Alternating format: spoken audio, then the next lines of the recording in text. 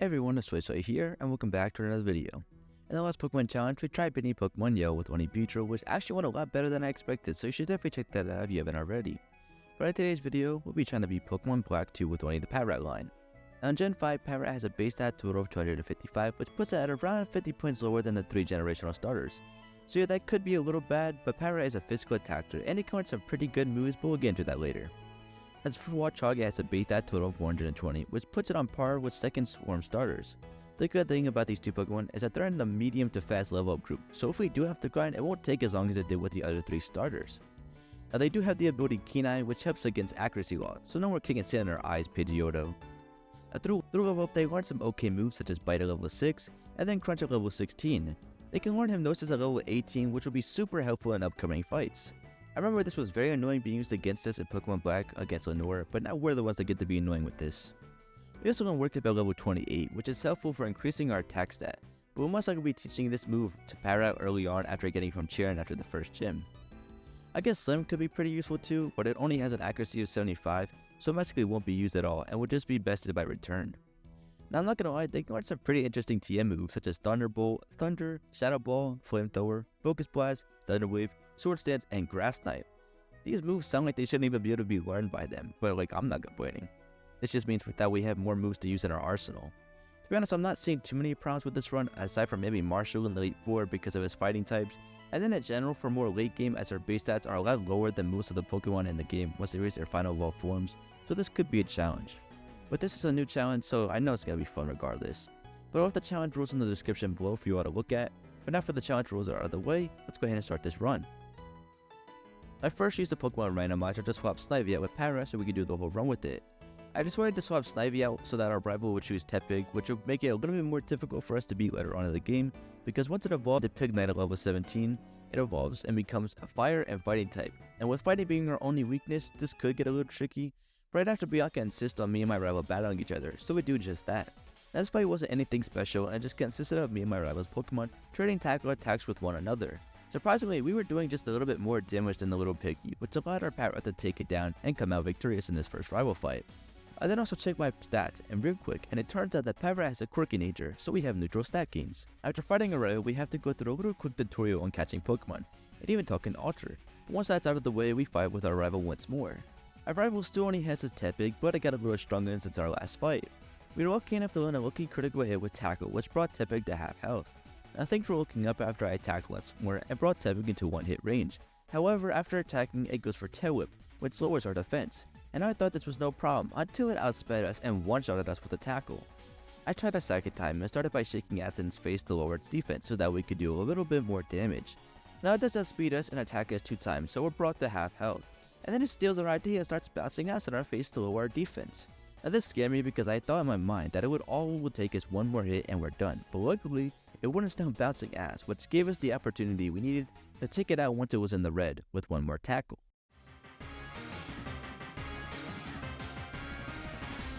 After this strangely awkward fight with a rival, we can now challenge the first gym leader of the run, Cheren. The Patrat's pretty easy to deal with. It almost always starts off by using 2 workups, and not only that, but we outspeed it. We use this to our advantage by dropping Butt in its face to lower its defense and then go for the first workup. I switch to the offense and start attacking it, and we do a little bit over a half health. It then uses its second workup, but it's useless as we finish it off right after. Then here comes the real challenge of this fight. Now I like to call this Lillipup the ball breaker because it really grabs you by the balls in this fight.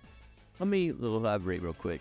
It's able to outspeed Patrat and do more damage than us, and the first attempt at this really grabs us by the balls because for the first round it uses Leer to lower our defenses. And then on the second round it uses Tail Whip, which lowers our defenses even more.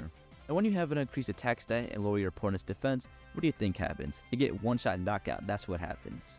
Now I'm not going to bore you with all the failed attempts, but let me tell you there were a lot of them. But to sum it up, like I said, Patrat is pretty easy to take out, but the problem was with this annoying Lillipup because just one workup allows it to do over half health. And since it can outspeed us, we don't have any time to do any sort of setting up. We also have to worry about the potion that Cheren has, and always use once the Lillipup gets low. I decided that I might have to grind up just a little bit so that I'm able to do a little bit more damage, or at least outspeed, and I did this just by refighting Cheren a few times and getting XP from Patrat, until I got to level 13. I recorded the grinding part and everything because, anything could happen, and I did not want to miss it. especially right here where after dropping Patrat's offenses with Tail Whip, we managed it into the red, which forces Charon to heal. This is good because it means that he can't heal Lillipup. Now we still don't outspeed one a level higher, and we're still shaking ass for our turn to lower Lillipup's defenses. It's able to set up with 2 workups, and in my head I'm like, okay, unless we're landing a lucky critical hit, we're losing this. And we don't, but we do have health to it. And now to my surprise, we take a double powered up tackle with just 5 HP left, which is all that we needed to land one final hit and take it out, winning us the trio badge. Now I'm not gonna lie, I didn't think I would win this one. I mean, I probably shouldn't have, but I think Lillipup scored a lower damage range, which is how I was able to take the hit from him. But I mean, who cares, a win is a win. Charon also gave us the TM for workup, which I immediately taught to Patrat because having a move that increases our attack stat is very useful to have, especially for early game when all we have is a little weak Patrat. Once we're in Riverbank City, I picked up the Silph Scarf, which boosts the power of normal type moves by 20%, which is really helpful because we have Tackle as our main same type attacking move. We then head over to the gym, and while fighting some of the gym trainers, we make it to level 18, where we want Hypnosis, which is really helpful. Alright, so I started by using Workout while Coughing was out because it only went for a surge, which didn't do a whole lot of damage. After 3 workups we attack, but just barely fail to get the one shot. This results in Patrat being dropped to 2 HP as Roxy heals up with a super potion. The good thing is that we outspeed it, and so we were able to get 2 sneaky hits in to finish it off. The problem with this gym fight though is Whirlpeed, as it outspeeds us and takes us out. Now I didn't think that Whirlpeed would do that much damage, but it's able to take us out with 13 HP remaining. I try again and it uses Protect, so we waste a turn doing just nothing. On the second turn it hits us with Venoshock for pretty low damage, but we retaliate back with Tackle, which brings it into the yellow. Now from this point it's in one-shotting range, but because it outspeeds us, we go down first.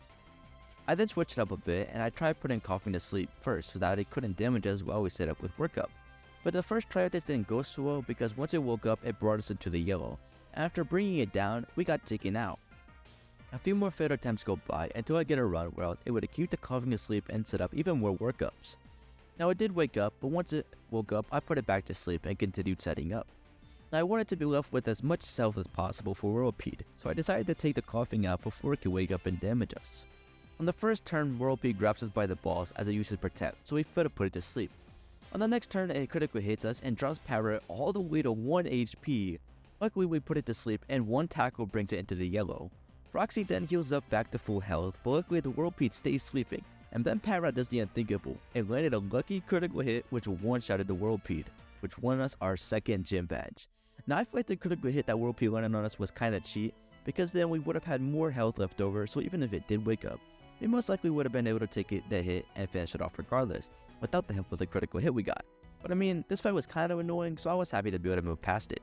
At level 20 we evolve into Watchog, and we learn Confuse Ray.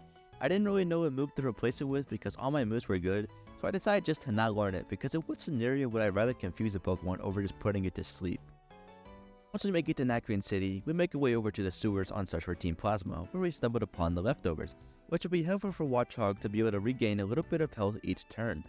I also took the time to replace Tackle with Return because I know that eventually once our friendship rises, we're going to be doing a lot more damage with Return than Tackle.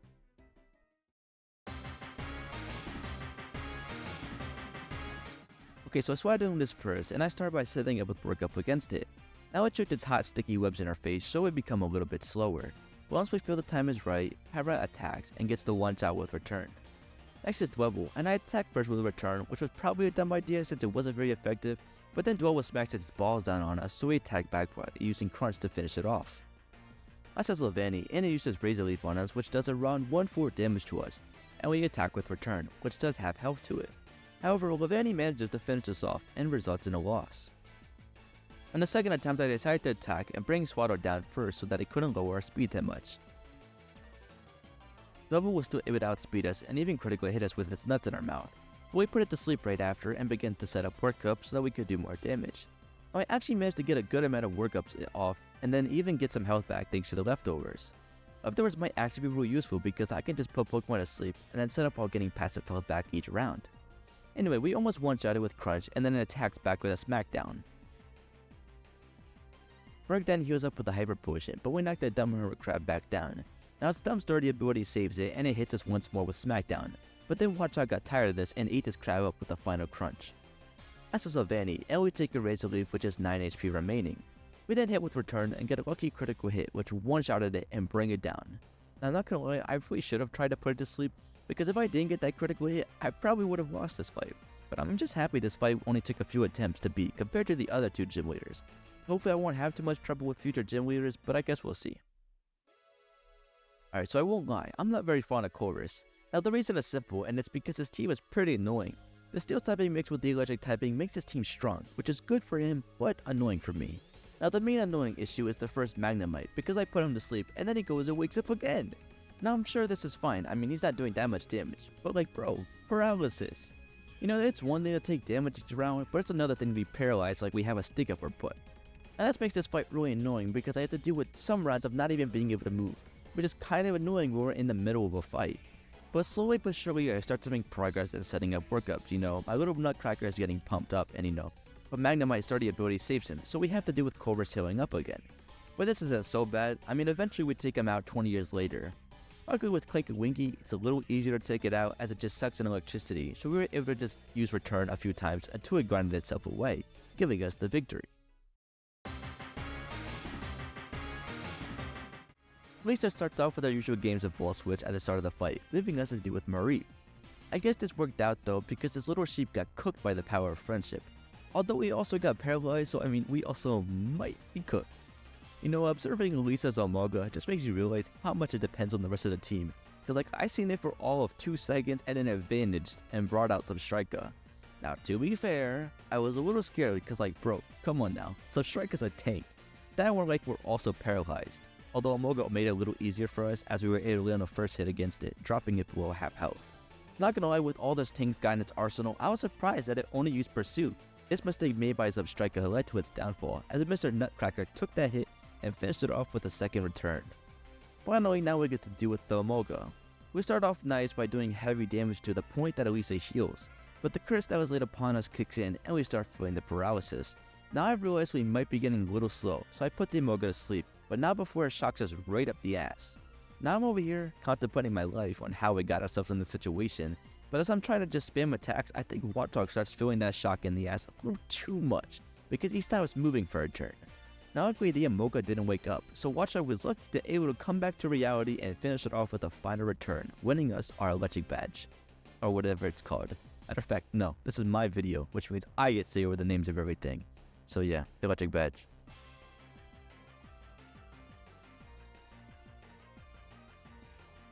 So I run into a few problems when fighting Clay. Alright, so first the fight starts off normal, you know, I'm setting up with work code to improve my strength so that we can one-shot. Well, everything looks normal, you know, we take a little bit of damage from crunch, but nothing too crazy. But then, you know, tournament kicks in and says we can't use the same move twice in a row. Now the problem with this is that we can't just one-shot spam everything, you know, I have to use a different move. Crunch is my other option, but like, it's not really that strong. Still though, I'm able to take Sand Slash out after being able to use return once more.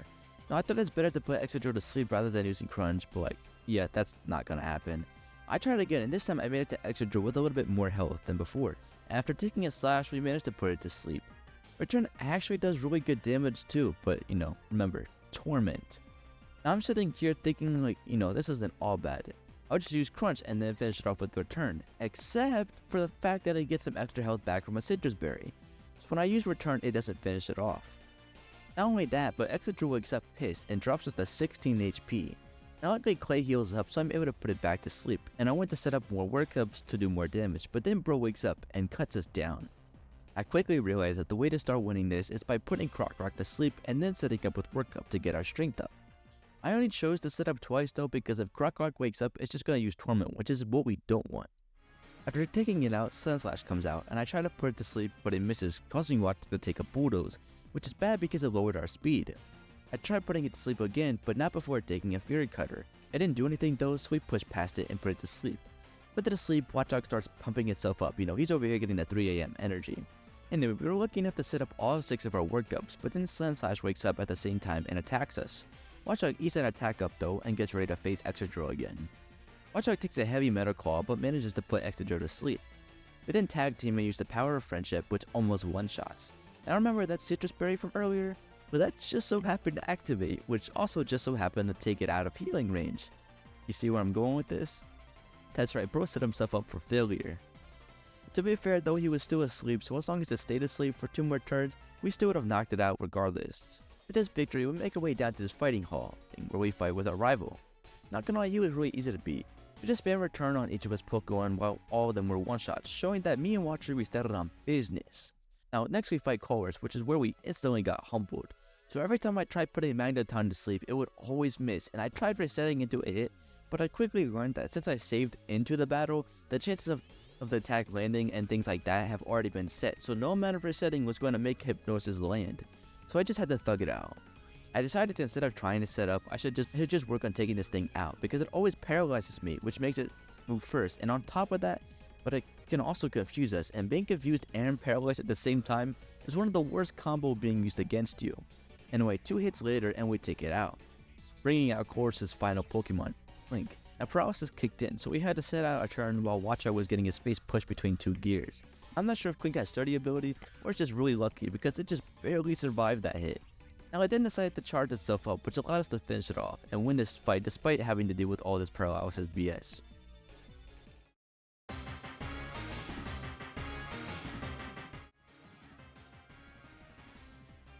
Alright, so Skyla's Swoobat is pretty annoying. Like, not only is this thing like a tank, but it also has Heart Stamp, which stops us from moving twice in a row.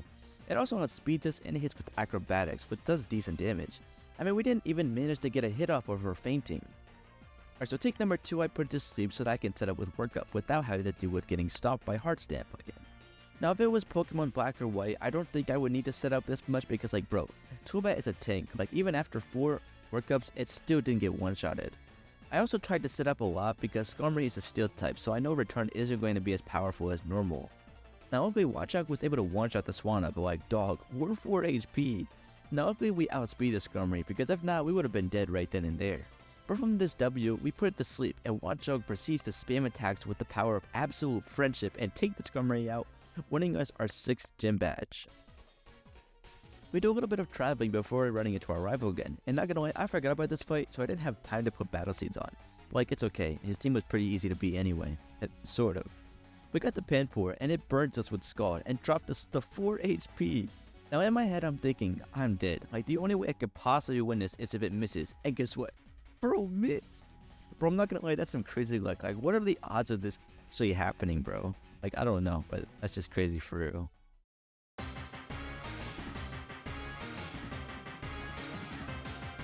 So I started by making the Dragon go nighty-night, but bro did not want to sleep. I think bro might have been a little cranky because he was messing Watchog up for real. Luckily we put bro back to sleep and he was seizing for real because he stayed asleep the whole time while Watchog was setting up with Workup. Sucks for him though because after a few Workups, Watchog started to attack and bro he demolishes Drayden's entire team. You know, I'm feeling pretty good about the Elite Four. Actually that's cap, if anything I don't think I'm gonna be able to do it at all. After the gym gets attacked, we fight with Zinzlin, and I feel like this might be an important battle to record, so yeah. Anyway, the first try of this wasn't that great because bro confused Watchog, and then he had some strong ice beams. They were so strong that we actually got frozen. Alright, so take 2 we still get a little confused, but we do manage to put the Snowflake to sleep. And while he's easing, we set up a few times with Workup just to get a little bit stronger. Not gonna lie, if you look at bro's face, it actually looks like he's knocked. Anyway, while bro was still asleep, we attacked with a turn and one-shot him. The rest of Zinzlin's team went down the same way, since our attack stat was 2 times higher, and the power of friendship is just that powerful.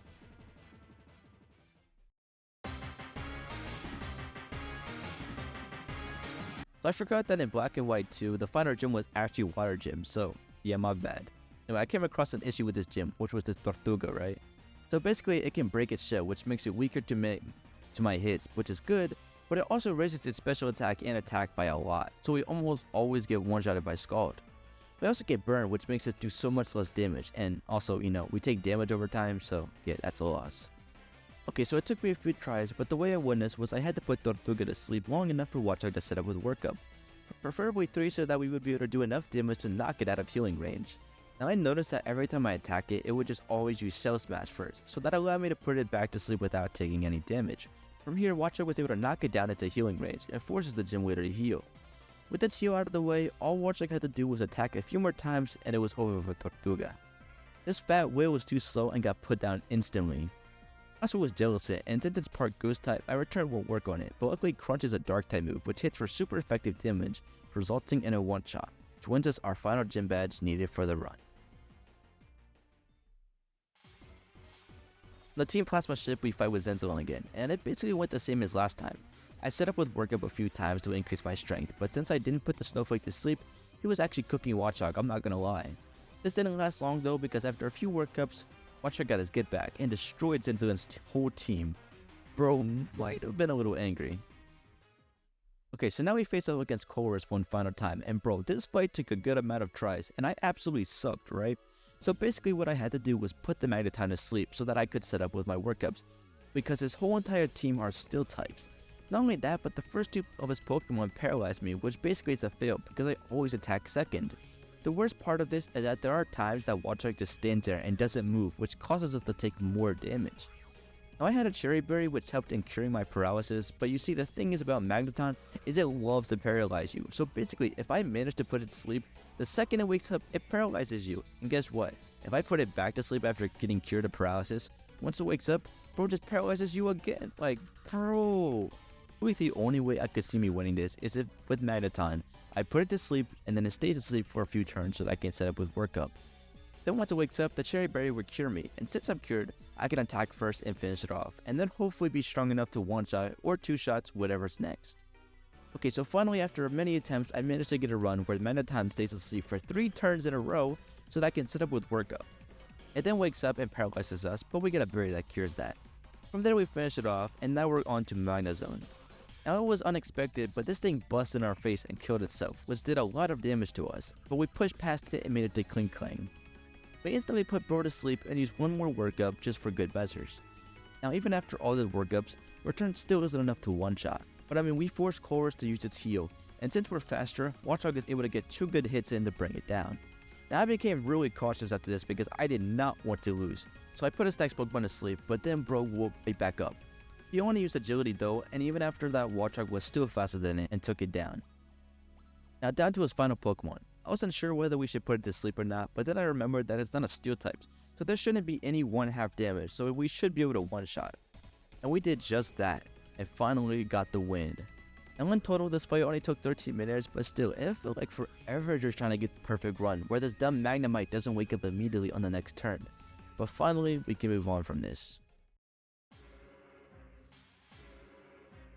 So I gave Watchog a Pitcher Berry to hold because I know that Cofagrigus will try to poison us. So we're going to need to cure that because I know that after setting up with Workup, I'm going to faint before taking out the rest of Getis' team. After taking out the Cofagrigus, Sasquatch comes out and I put it to sleep so that we can set up without taking any damage. And all is looking good until it wakes up and attacks us, and you know how I didn't want to get poisoned? Well, that's exactly what happened, like bruh. Now Watchog fights back and starts whipping up Getis' entire team, but it's a race against the clock because each turn our health keeps getting lower and lower because of the poison. Finally, after taking out the Hydreigon, we were left with 12 HP, where we one-shotted the Electros, giving us the win. You see, this is why poison sucks so much, because we almost lost from it. Also, I don't know what happened to the Petchet Berry, like I swear we had one, but... and whatever.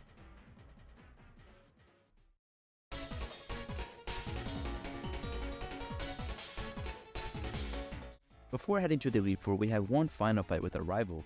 Now his bird used Swagger on us, which caused us to take some confusion damage. Rosebird also dipped and ran away. Our confusion ran out, and since Swagger also boosted our attack stat by 2, Watchog became an absolute tank when taking out each of our rivals' Pokemon, giving us an easy win. And now, it's Elite Four time. Looking at our final stats, our attack is a high 170, and we have a solid speed of 152. But as for our other stats, they're pretty low. Not gonna lie, I think that I definitely should have tried to get Adamant Nature because then our attack stat would have been higher. But we're here now and there's no going back, so let's move right on to the Elite Four. I decided to fight Chantel first because she's most likely going to be the easiest since she can't use Ghost type moves on us, and we have Crunch, which is super effective against her whole team. Now I know she's going to have a Cofagrigus, but I thought it was going to poison us, but instead it burned us, which probably is much worse than poison because it drops our damage by so much. So yeah, there's a restart. So the second attempt I made Bro go Slumber so that I could set up with Workup. I didn't need to set up that much, just a few times that I'm able to one-shot. After we got done setting up, Bro was still asleep, so Watchog ate Bro up with Crunch. From there, Watchog became a menace and started eating up each of Chantel's Pokemon like it was nothing. The berry actually came in clutch against the Chandelure because it helped counter the flames after we got burned from its Flame Battery ability. You know, the funny thing is that the only time we took damage was from Drifloon's Aftermath ability when we took it out. But alright, on to the next member of the Elite Four, Grimsley. I'm not actually that afraid of Grimsley's team. I think the only concerning one is Scrafty because it's part fighting type, so I made sure to set up a little bit just so that I can do enough damage to one-shot it and get past it. After some good setting up, we finally attacked, and Watchog started clearing Grimsley's entire team with ease, all the way into Billsharp, which survived the return because it's part Steel type. This wasn't concerning though because Watchog was able to take a hit before attacking back and bringing the Steel Iron Knight down. Caitlyn was probably the easiest Elite 4 member because of the fact that her team is pretty flail. I think that Masharna is the only one who could really take punches, but she did put my boy to sleep and she started eating bro out in her dreams. I think she started to like it or something because she stayed asleep the whole time until we got dropped to 20 HP where we finally woke up and used the power of friendship to overcome that sleepiness. Remember what I said about the power of her team being frail? I was right. Watchog was able to one-shot the rest of the team with ease, showing who really stands on business. So at the start of this fight, me and Watchog are just doing our thing, setting up with workup. And everything seems fine, like we're not really taking much damage from Bulldoze or Rockslide, but what I do notice is that our speed is getting lowered. After taking out a throw, I realized that using a normal type move against fighting type probably isn't the best idea, because as you can see here, I get absolutely demolished by a high jump kick. Now I know I can't take that hit because we would just get KO'd, so the only way to deal with this is to strike first and hope to one-shot. The only problem is that Throw has 2 moves that lower our speed, and to be honest, even without our speed being lowered, I don't know if we're still going to be able to outspeed. But regardless, that was the only way I saw us winning, so after many restarts of trying to set up with workup without getting our speed dropped, I finally got a run where I was able to put the Throw to sleep and keep it asleep long enough for Watchog to set up 2 workups before finally taking it out. Finally, the moment of truth where we are, in fact, able to outspeed the Mind Show and one-shot it. Next is Conkeldor, and with the help of 2 workups, we were able to also one-shot it. Lastly is Sock, who probably scares me the most. We attack it with the power of friendship, but it saves itself with sturdy ability, and then Karate chops Watchog in the face, but bro manages to take that hit and attack one more time after Marshall heals up. Now the good thing is that we also have Speed Sock, so once it gets bounced down to 1 HP, we use one final return to finish it off and beat the final member of the Elite 4. Not gonna lie, that wasn't as hard as I thought it would be. I mean, there was some trial and error, but still I thought it would be more harder. But anyway, let's move on to the final battle of this run, against the champion.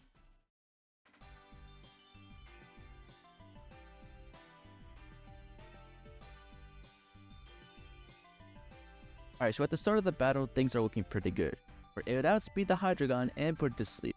So even when it wakes up, Watchog is able to take the hit pretty well and one-shot it with return as well. Hydreigon is next, and it also goes down in a one-shot. The problem though is that Aggron, because of the return, does very little damage against it.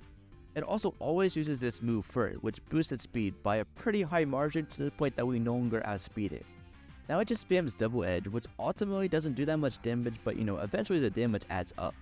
The huge problem here is that since we're doing such little damage to it, we do manage to get it low, but it just heals back up, and eventually we take too much damage and faint. So basically what I'm seeing here is that we just need to do a little bit more damage to it, which means more setting up with workup in the beginning. So it does take me a few tries because Hydreigon likes to be very difficult, but eventually after fighting with Hydreigon to put it to sleep, we finally managed to make Bro go nighty-night, and he actually takes a good slumber, which allows me to set up with a few workups. Eventually it did wake up and attack us, so I wanted to set up a little bit more. Now I didn't stay asleep as long as before and was pretty mad about being put to sleep, so he knocked Watchog really low. Luckily enough, we were able to attack now and finish it off. Next was Dardagon, which was one-shot like before. Now that we're onto Aggron, I put it to sleep, and now returned just a little under half, which is still really good. The next hit though, we push Aggron into the yellow, where it then heals up, and awakes from its slumber. Now I know that it's going to outspeed us now, so I want to put it back to sleep. From here it goes into hibernation long enough for Watcher to get more hits in and take it out. Next was Haxorus, and I don't know how, but it just barely managed to survive on the lowest health, and the first turn it used Dragon Dance, which gave it the speed it needed to outspeed us, and Bro's Earthquake dropped us to 16 HP. Now we were able to one-shot the Lapras as well, and despite it being part Rock type, we also managed to one-shot the Archeops, taking it out and showing that the Patrat line does in fact stand on business. Now the final time of this run was 3 hours and 8 minutes, plus 1 hour and plus 34 minutes, and then plus another hour and 9 minutes, which comes in at around 5 hours and 51 minutes in total of real time, or 11 hours in game time. Now with this emulator, it runs at around 2.5 times, which means that in order to get 4 times speed, I need to divide this number by 1.5, which comes out to 3.9 hours or 3 hours and 54 minutes of real time.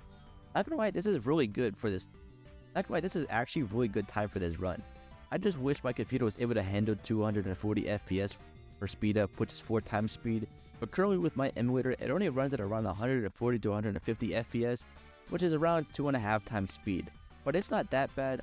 But anyway, this was actually a really fun challenge to do, especially because I've always wanted to do it with Patrat. So yeah, that's cool. To be honest, if I had been using the best nature of Watchog with its adrenaline nature, I probably would have been able to beat this challenge faster, so I would definitely keep that in mind for the next challenge.